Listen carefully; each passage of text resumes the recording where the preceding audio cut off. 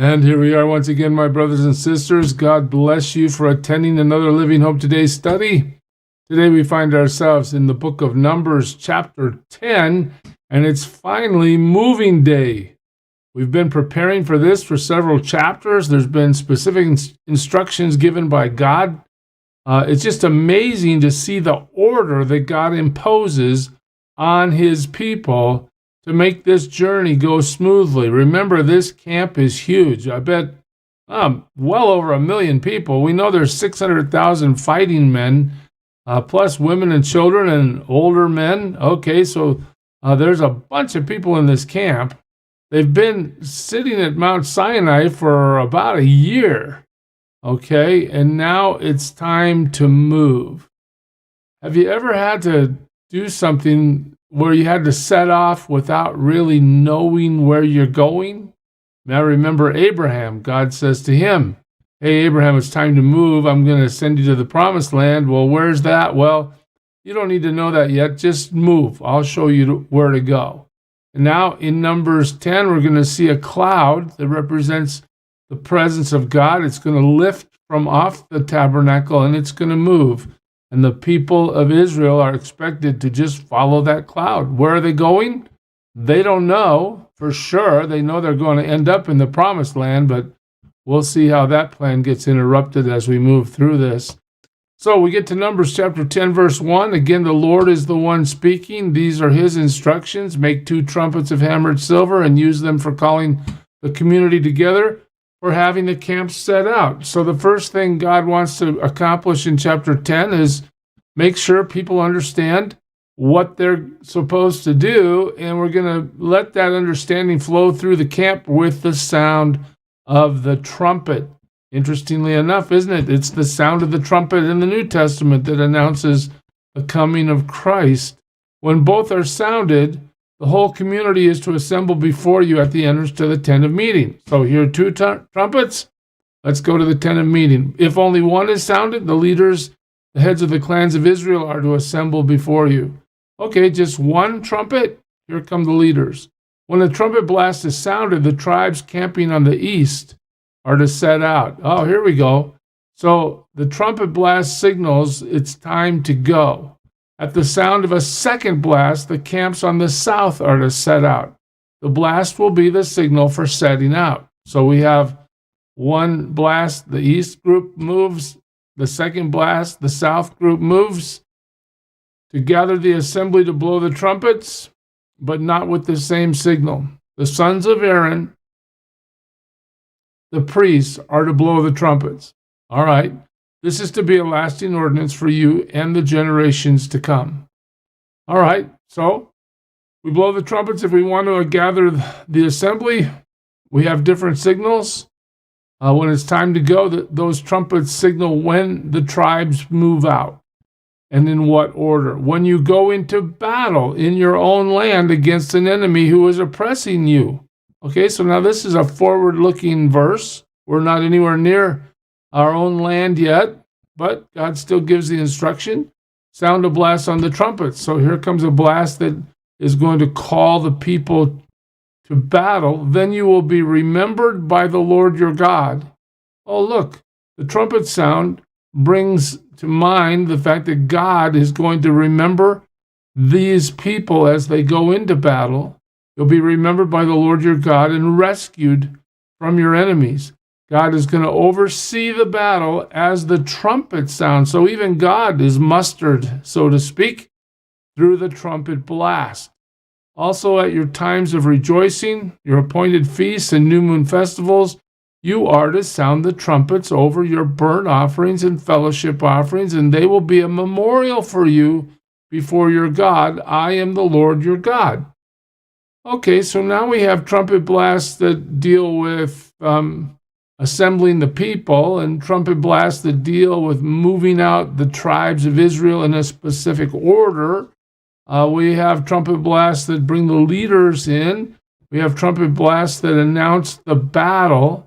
We have trumpet blasts that are used in burnt offerings and fellowship offerings according to God's instruction.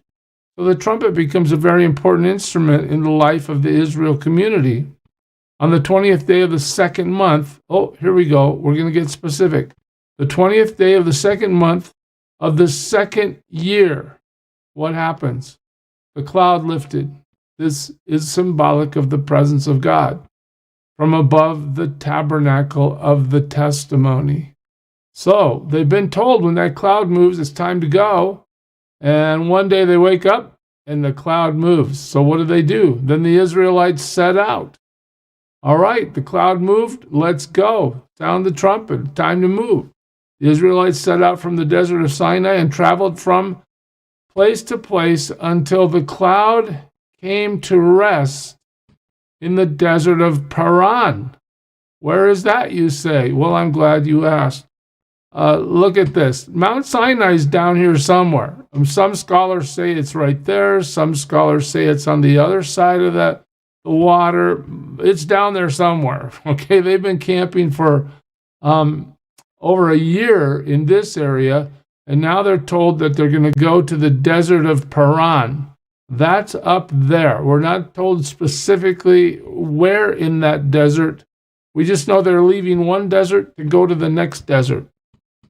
So they set out this first time as the Lord's command, at the Lord's command through Moses. The divisions of the camp of Judah went first under their standard. Nahshon, son of Amminadab, was in command. Again, now we're going to get a list of order and a list of who is running the show in each of those tribes. Nathanael, son of Zuar, was over the division of the tribe of Issachar. Excuse me. Eliab, son of Helon, was over the division of the tribe of Zebulun. Okay, so we have 3 tribes on the east. Then the tabernacle was taken down. And the Gershonites, remember, that's a Levite tribe that's around the tabernacle. And the Merarites, again, another Levite tribe around the tabernacle. They're carrying all the things that we saw earlier in the book. They set out. Then divisions of the camp of Reuben went next under their standard. Eliezer, son of Shadur, was in command. Shelumiel, son of Zurishaddai, was over the division of the tribe of Simeon. Eliasaph, son of Duel, was over the division of the tribe of Gad. So here we have the order of departure. Then the Kohathites, remember, this is another Levitical tribe that is in charge of carrying the very sacred things. Gershonites and Merarites, they're carrying all the posts and the curtains and all the stuff that makes the tabernacle a structure. The Kohathites are carrying the most holy things. Okay, the tabernacle was to be set up before they arrived. So you see that they come a little later. Why? Because the tabernacle gets reestablished before they show up with all the holy things to place them in the new setting. The divisions of the camp of Ephraim went next under their standard. Elishama, son of Ammihud, was in command. Gamaliel, son of Pedahzur, was over the division of the tribe of Manasseh. Abidan, son of Gideoni, was over the division of the tribe of Benjamin. Again, the tribes, finally, as the rear guard for all the units, the divisions of the camp of Dan set out under their standard. Ezer, son of Ammishaddai, was in command. Pagiel, son of Akron, was over the division of the tribe of Asher. And Ahira, son of Enan, was over the division of the tribe of Naphtali. This was the order of march for the Israelite divisions as they set out. Okay, so you remember the camp. The tabernacle's in the center. You have this group on the east, south, west, and north. These tribes, you see around the tabernacle, there's a K and a G and an M for the Merarites, Gershonites, and Kohathites. The MO stands for Moses, Aaron, and his sons. When it's time to go, Judah, Issachar, Zebulun, then go the Gershonites and the Merarites with the structure of the tabernacle. Then we don't really know when Moses goes. We're just assuming he goes then. But he might be in the front. We're not sure. But in the end, we're not told exactly yet. And so we'll just put him in there. Then the southern tribes, Simeon and Gad, they take off. That's when the Kohathites leave with the sacred items. Then the western tribes take off. Lastly, the northern tribes follow. That's the order in which the whole community moves. Now Moses said to Hobab, however you say that, I apologize, for mispronouncing, son of Ruel, the Midianite. Oh, but look, this Hobab guy, he's Moses' father-in-law. All right? Remember Moses spent 40 years in the desert tending sheep after he killed the Egyptian and had to flee? Well, here's his father-in-law, Hobab. We are setting out for the place about which the Lord said, I will give it to you. Come with us. Moses wants his father-in-law to come with.